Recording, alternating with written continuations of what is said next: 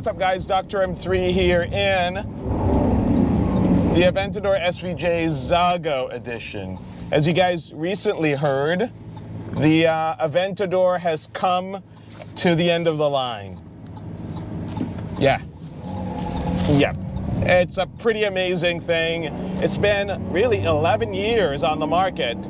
So a lot of us are thinking about the replacement. So that's what I'm going to talk about today, is the replacement Aventador, and more really about the run of the Aventador line. And I'll tell you a little story about my first interaction, the first time I saw the Aventador unveiling, one of about 100 people worldwide before the car was completely finished. But before I do that, I want you to go ahead and hit the subscribe button and turn notifications on so you get these videos when I load them. So let's talk about the Aventador. As you guys know, this was unveiled in Geneva in 2012, and I actually went to Geneva to watch this car unveiled.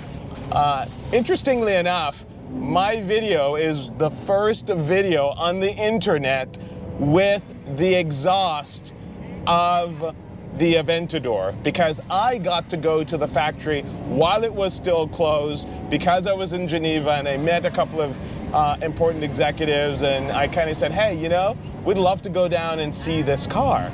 And they made a few phone calls, and basically within about 5 hours I had to find a rental car and leave for Sant'Agata Bolognese the next morning, and got a private tour of the factory.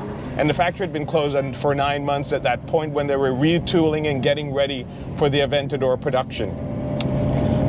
That's an interesting fact. The other thing, the reason why I was fortunate, is because they typically don't allow you to film in the factory, but this was just outside in one of their holding areas, and I asked if it was okay if I filmed this. And of course, you never know if you don't ask. And I fully expected them to say, no, you can't do it. And she said, yeah, sure, go for it. And I recorded this. In fact, I recorded it on my iPhone because you weren't allowed cameras. And you can see it's a little shaky. I'm going to post a link to it right up here so you can take a look at it. Go ahead and click on that card, and you'll see the first video of a startup and rev of the Aventador, which was mine. Okay, so fast forward. I'm going to run through quickly. Many of you know this. If you're Lamborghini fans, you kind of know the history of the Aventador. It replaced the Murcielago. And the story, my journey with the Aventador started like this. So I'm going to tell you the story. Don't think I've told this story very much online, but you're going to hear it here. So I was looking for my first V12. As you guys know, I had a Superleggera that I twin turboed with underground racing, and I was going to buy this was December of 2011, I was going to buy a 670 SV, and I actually found a white 670 SV. That was going to be my first V12. And then I got an invitation through my dealer to go to Lamborghini, an unveiling event in New York City at the Jacob Javits Convention Center. And the car was about 80% done. It clearly wasn't finished. It was a white car, and they kind of wanted feedback from potential Lamborghini customers. So I was one of about 100 people that were there, and I sat at the rear three-quarter panel. And I will tell you this, when they pulled the covers back, I knew instantly that I was not going to buy the 670 SV anymore, and that it was going to be the Aventador. And if you want to know why, is go take a look at any Aventador, take a look at the rear three-quarter panel, and you see how much of a departure it is from the typical Lamborghini that we ever saw before. Typically smooth lines. If you look at the 670 SV, it had evolved over time. It's really smooth, really aggressive in the SV version with all that carbon fiber. So that's what I thought I was going to do. And once I saw the Aventador, I was like, this was angled, it was origami. It was so different from of anything that Lamborghini had ever done to that point. We were like, wow, okay, I think this is going to be the car. It has to be. And so that's how I ended up in my first Aventador. Yellow Mellow, as we call her. Many of you guys who are old school and know the channel from then know that yellow car. And interestingly enough, so my history with that car goes back because that was the second customer car in the United States. So the first one was a white car that was flown into California. Mine was flown in to the East Coast, and I loved that car.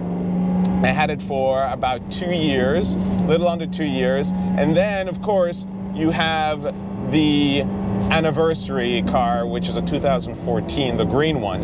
And one of 100 roadsters, they made 100 coupes as well. And so that car stays permanently in the collection.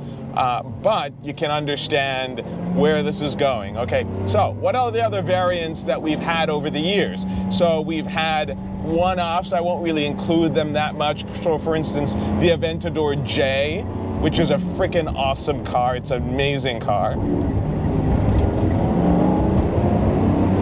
We also have a couple of things like the Pirelli edition Aventadors. You also have the Aventador S. Then we got the Aventador SV. It's kind of crazy around here. We got the Aventador SV. And then we have the SVJ. And of course, in between all of those, there are a bunch of different limited edition versions. Like there is a Japan edition Aventador. There is a Chinese edition Aventador celebrating the Chinese New Year and all this sort of stuff. So this Lamborghini has done a bunch of various versions. In fact, of the versions of the Aventador that are strictly called Aventadors, this is the second least common, the Zago.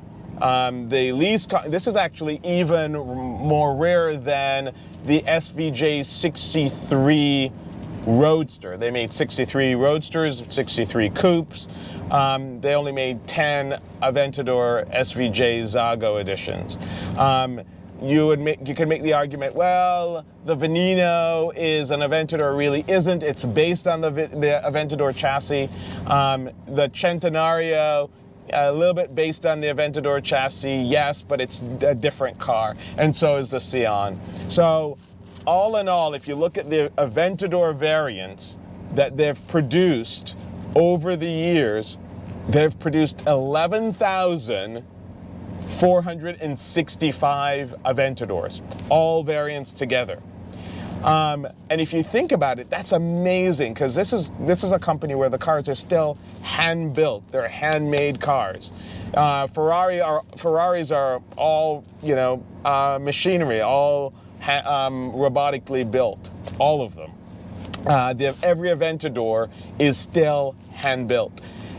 Now, I'm going to ask you this before I tell you the answer. Do you know how many Murcielagos over the 10-year period? So Aventador ran for 11 years. Usually that's what Lamborghini does for their V12 models.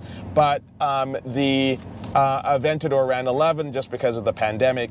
The Murcielago ran 10 years. And do you know how many Murcielagos they made with all the different variants? 4,099. So, just think about that for a second. They made more than double the number of Aventadors in that period of time. It's mind-boggling. And we're not going to talk about the Urus. I mean, they've made so many of those, it's kind of crazy. So the final Ultimae just rolled off the line this week from Lamborghini, and the production of the Aventador is over. It's incredible to think it's been 11 years, but there you have it. 11,465 cars. What can you say?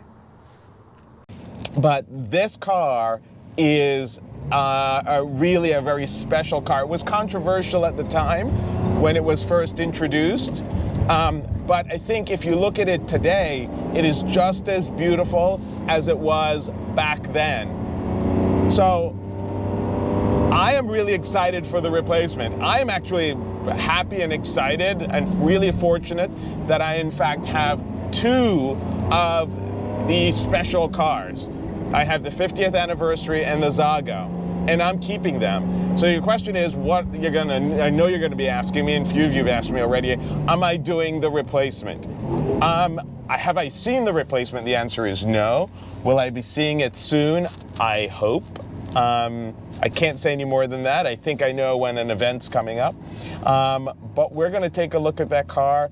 The spy shots, if you haven't seen them, I'm gonna throw a couple of renders up here that people have done. The thing looks amazing. And if it's anything close to these renders, it's going to be an absolutely phenomenal car. But anyway, guys, we're gonna leave it right there. I want your thoughts on the Aventador, what you think about it, having run this 11-year course. Do you think it was well worth it? It's a good car. Is it sort of meh? People complain about the gearbox. I think the gearbox is fine. It's reflective of the period. This is a raging bucking bull. It's not super smooth and slick. I don't care. This car represents the peak of technology at the time, and I think it's fine. But I'm curious to hear what your thoughts are. I'm curious to hear your thoughts on the replacement as well. And I'm going to challenge you now, because you know I'm going to have to spec this car soon enough. I want you to tell me what color you think I should get in the new replacement. Anyway, guys, I appreciate you listening, watching. And go ahead and hit the subscribe button if you are not subscribed, if you're seeing this channel for the first time. Go ahead and give a like to this video.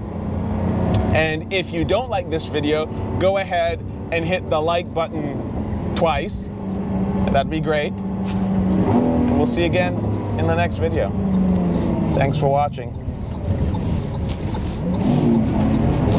Peace.